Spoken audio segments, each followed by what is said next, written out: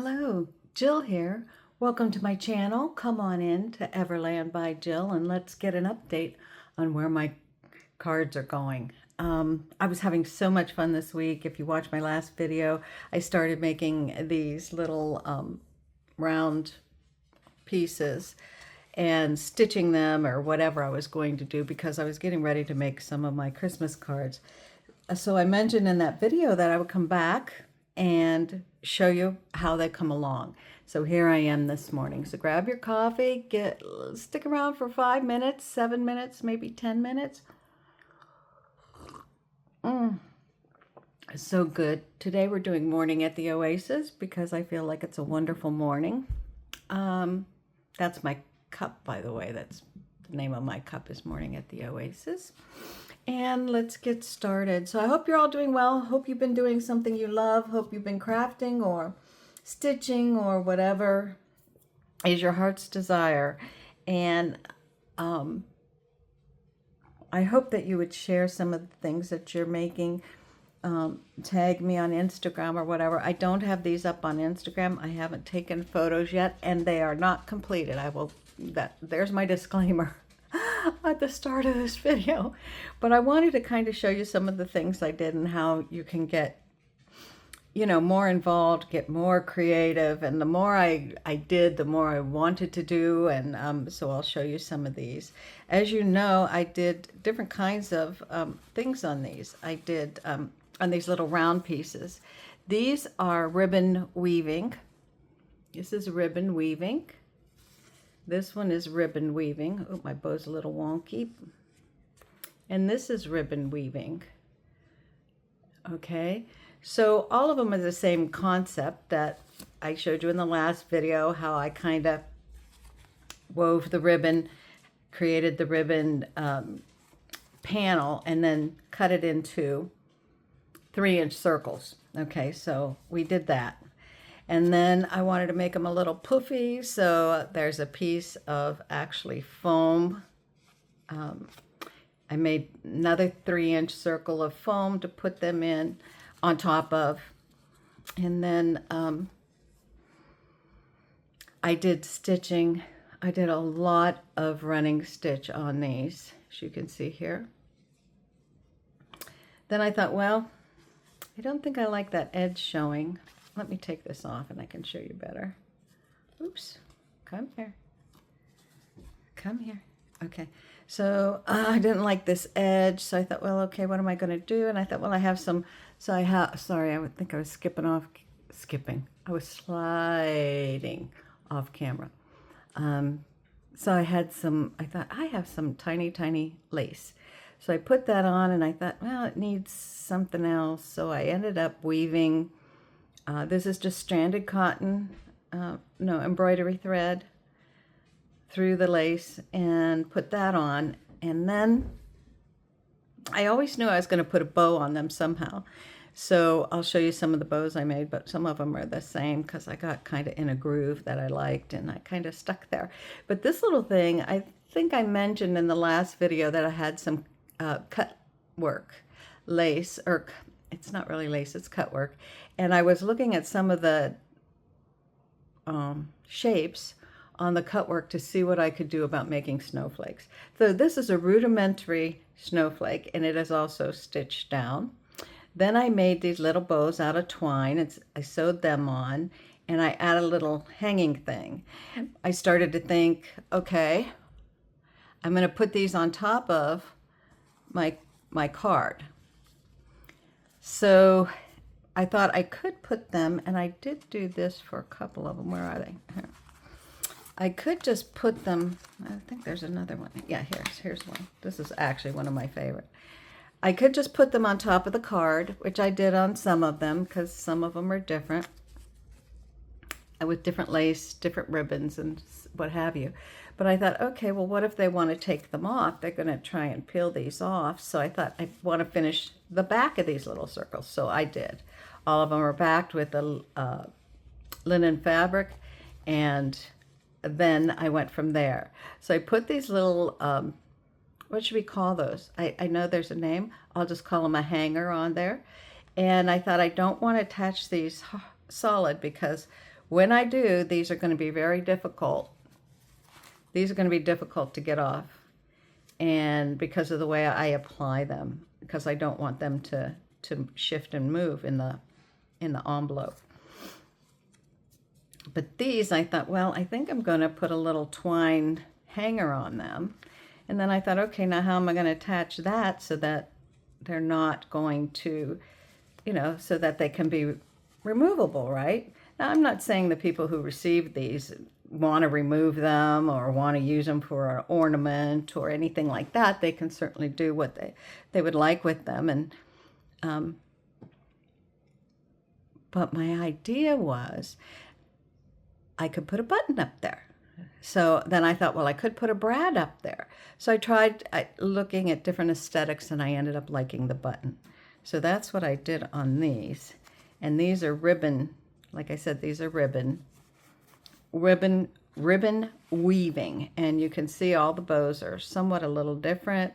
I put little snowflakes on all of them. And I did a lot of running stitch, cantha, both ways, horizontal and vertically, which ends up meshing the elements together into a total aesthetic. Let's call it that. So I thought, okay, and I knew I was going to put these on a white card, right? But then I thought, well, I don't think that white card is really, it needs something else. So I put the red card backing, then I put the red, I had the red cards cut. Let's start at the beginning, Jill. I cut the red cards to size for the envelopes. I took these and took the white backing, and the first thing I did was sew the button on. Then I attached the white card to the red card, and then attached the little piece, my stitch piece, to the button. And that's what makes this. Okay. So then what am I going to do? Well, where's my message? What's blah, blah, blah? Well, I'm going to take another white card. These are going to be very short. I have my wording already picked out, but I'm not sharing that because some people who maybe watch this channel might be, I don't want them to see my message before they've received a card. Okay, so we'll take this one for an example. So I'm going to take another piece of this card, and I'm going to apply it to the back. Well, I'm going to print my message on it, print everything. I think when I talked to you last time, I was going to actually use an open and fold card. And as the project evolved, I realized, well, maybe they want to take these off. Maybe I don't want it to fold in half. How do I do the back if I put it on an open and closed card? Lots of thoughts went through my mind. We won't go there. My husband says I think too much. I told him I think just enough. Okay, so I'm going to print my messages on these cards, and then these are going to simply go on the back. It's going to be a very simple Christmas card, and I do have to cut these down a little. You can see I don't want them to be, I want them to have some red around the edge. And that is going to be our Christmas card this year. And this fits into the envelope nicely, doesn't add too much bulk. I've already tested it, and so I'm real happy with the way those are going to come out. So let's look at some of the others I made, just to give you like a flip through, right? So here's one with just a little round circle attached, a little twine bow. I liked making these twine bows. This one had a touch of here, let me show you. This snowflake was made out of a different lace that I had, and it had these little pieces in it. And I thought, I'm going to use that for my snowflake. So I did. And then you can see here where I did my running stitch. I did I did it horizontally and then vertically, but when I did it vertically, I crossed over some of those stitches. Not all, just here and there, to give it a little bit of a pattern and some texture, right?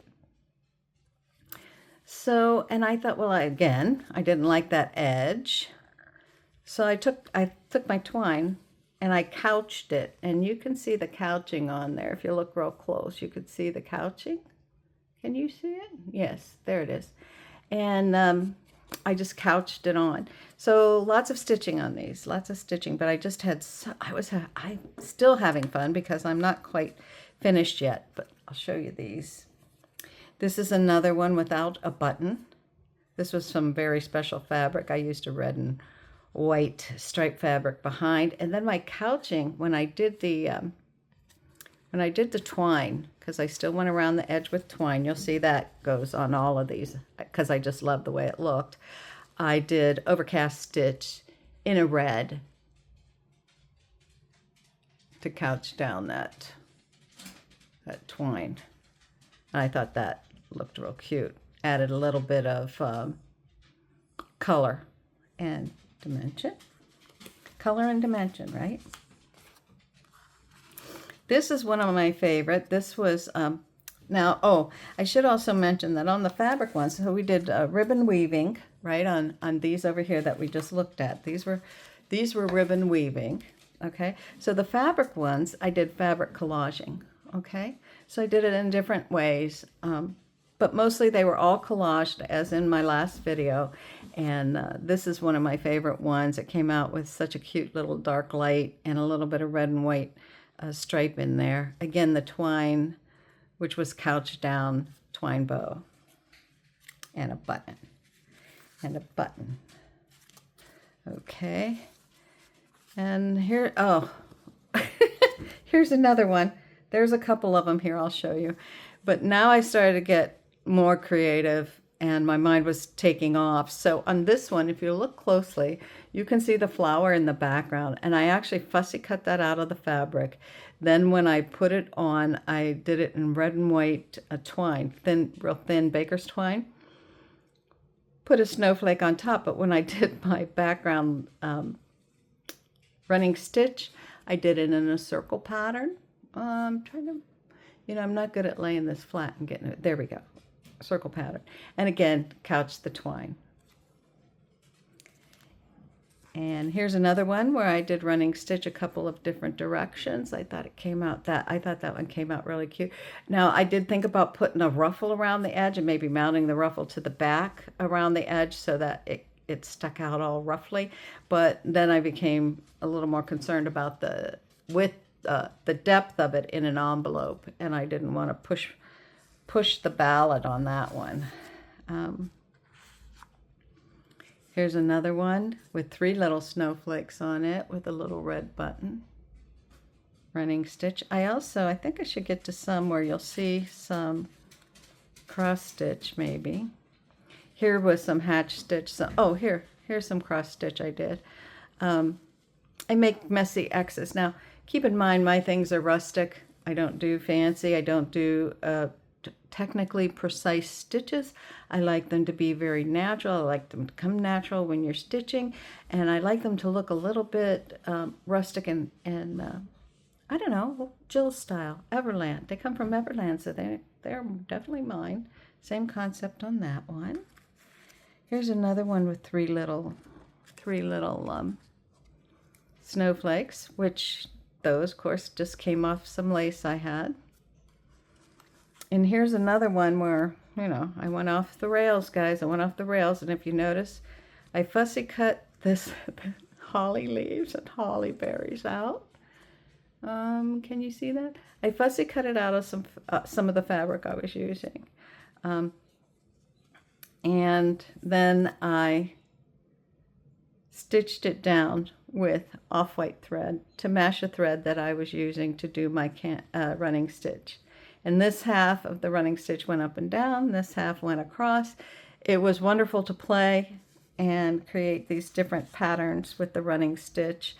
On this one, when I put it on the card, of course, when I decided where to put the ribbon, it created the top and the bottom, because you could put the top up here or wherever. So when I put the ribbon, the bow, I knew that that was going to be the top of my little element here, and did the running stitch up and down on that one. But if you notice, I also have messy cross stitch here, up this whole side. Just one row. Then I kind of went away from the, let me set these down here. So these were all the more traditional ribbon weaving, fabric collaging, and these are some of the different ones I made. So I wanted to make some that maybe didn't have exactly a Christmas theme, or Christmas, but not red and green traditional Christmas, right? So I had this, and this is actually Christmas fabric that was these gold tan colors, and then it had a dark purple, what looked like a snowflake on them. So I thought, oh, I'll use that fabric.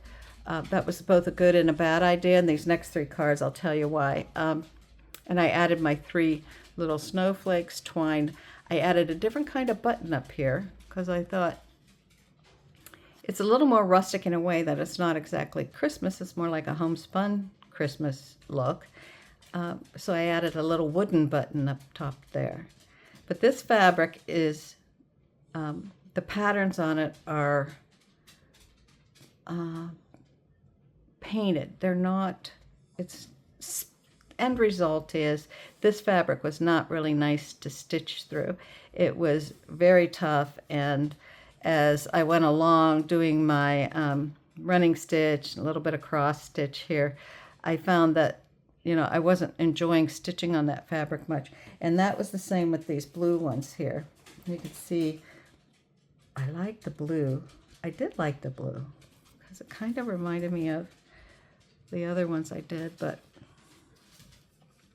so I had some blue, still added the lace, added the stitching and some big cross stitch here, used a darker blue to couch down the twine wood buttons, and these ones came out. So you can use anything. It used up, I've used up a lot of scraps, and I would actually surprise myself. I said, oh my gosh, look at all the scraps I've used, because I pulled out a pile of scraps.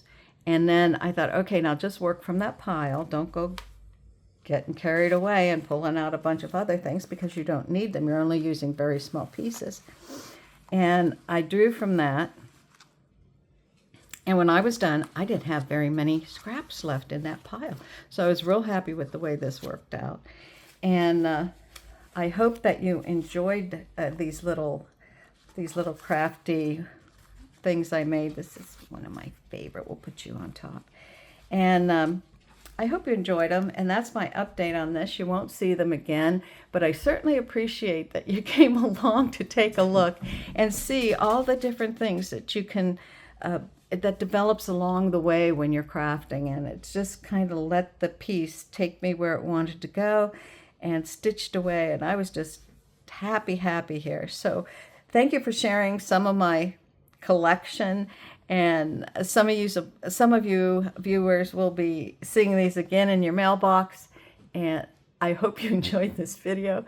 Go and have a great day. Do something you love, and please know that I appreciate your time, your comments, your likes. You have been wonderful to keep me going, and I so appreciate it. I can't say thank you enough. And have a great day. Until the next time.